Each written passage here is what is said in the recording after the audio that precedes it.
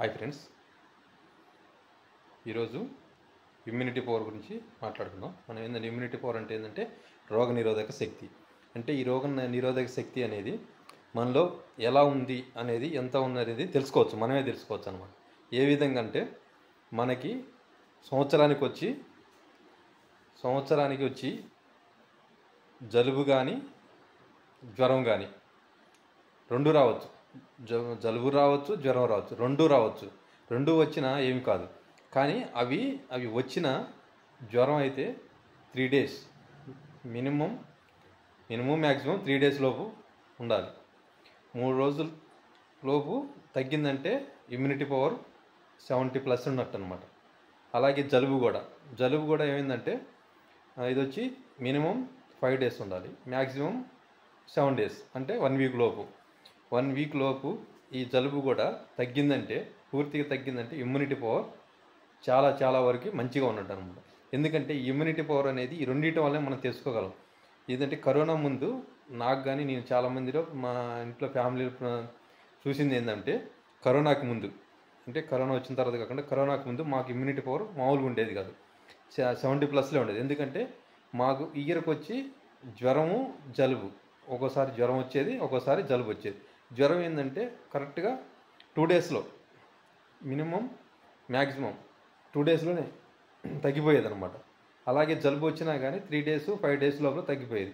దాన్ని బట్టి ఏంటంటే ఇమ్యూనిటీ పవర్ బలంగా ఉండేది అనమాట. అంటే ఏంటంటే మనకి ఏదన్నా ఇన్ఫెక్షన్ అంటే చిన్న ఏమన్నా ఉంటే ఈ జ్వరము జలుబు ద్వారా ఉన్నదాన్ని మొత్తాన్ని ఇమ్యూనిటీ అంటే రోగ నిరోధక శక్తి అనేది గట్టిగా నెట్టేస్తుంది అనమాట.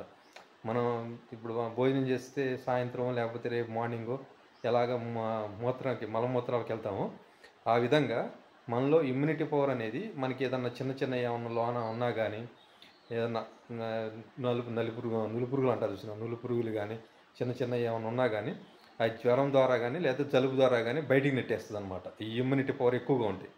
అంతేగాని పెద్ద రోగాలు అయితే రావు. అంటే మనం ఒకటే గుర్తు, ఈ ఇమ్యూనిటీ పవర్ అనేది జలుబు జ్వరం ద్వారా కంపల్సరీగా తెలుసుకోవచ్చు అనమాట. ఇది నేను గమనించాను అనమాట. నా ఫ్యామిలీ కానీ నేను కానీ గమనించాను. కానీ నాకేంటంటే కరోనా తర్వాత ఇమ్యూనిటీ పవర్ తగ్గిపోయింది.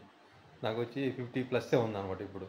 అందుకని కొంచెం చిన్న ఇన్ఫెక్షన్లో రోగాలు చిన్న బయటపడుతున్నాయి అన్నమాట.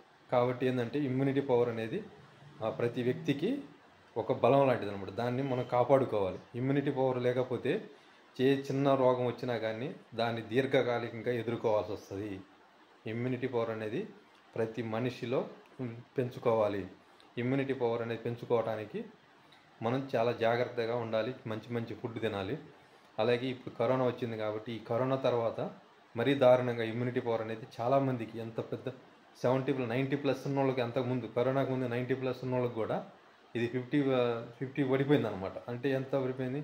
సగానికి సగం పడిపోయింది అనమాట. కాబట్టి మనం ఏం చేయాలంటే ఇమ్యూనిటీ పవర్ అనేది పెంచుకోవాలి.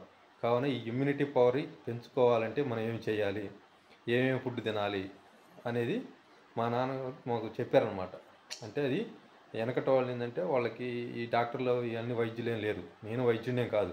కానీ ఏంటంటే మన జీవన శైలిని బట్టి మనం ఏమి తింటే మనం మంచిగా ఉంటాము, ఇమ్యూనిటీ పవర్ పెరిగిద్ది అనేది నెక్స్ట్ వీడియోలో చెప్తాను. ఆ వీడియోలో వివరంగా చెప్తాను. దాంట్లో తినటం వల్ల ఏమైందంటే మళ్ళీ ఇమ్యూనిటీ పవర్ కొంచెం నాకు పెరిగిందంటే నేను టెస్ట్ చేయించుకున్నాను. అంతకుముందు టెస్ట్ చేయించుకున్న తర్వాత ఇమ్యూనిటీ పవర్ తగ్గింది. అలాగే నేనేం చేశానంటే ఒక నెల అయింది, ఒక 6 months ఇవి వాడాను అనమాట. అంటే అంత ముందు వాడినాము కానీ ఇప్పుడు వాడలేదని ఒక 6 months వాడితే ఏమైందంటే ఇమ్యూనిటీ పవర్ 30% పెరిగిందనమాట. అంటే ఏంటంటే అప్పుడు 50 ఉంటే ప్లస్ 50 + 20 వేసుకోవచ్చు, 70+. అంటే 70+ అంటే మనం సేఫ్ జోన్లో ఉన్నట్టే. కావున ఇమ్యూనిటీ పవర్ పెరగడానికి ఏమి చేయాలనేది నెక్స్ట్ వీడియోలో చెప్తాను. Thank you.